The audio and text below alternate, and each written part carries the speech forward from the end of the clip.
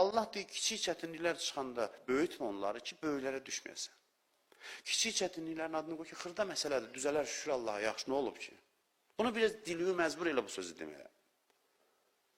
Mən keçmişdə demişəm, adam var, çox demişəm, Ramazan ayı xütbələrində. Valla salam verməyə peşmansan. Deyəcəm ki, kaş mən buna salam verməzdim.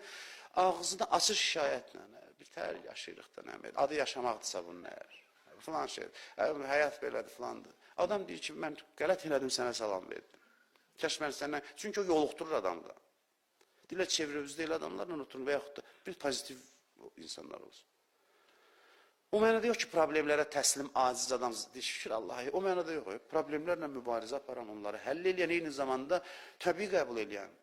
Bəli, mən bir sıra problemlərimi həll eləyəcəm, növbətlər gələcək. Və bir daha deyirəm, bunun ictimai, sosial tərəfi ilə işim yoxdur. Bəzən elə şeylər var ki, onlar ictimai hansısa proseslərlə həll olunmalıdır. İnsanlar da hansısa vətəndaş mövqeyi ortaya qoymalıdır.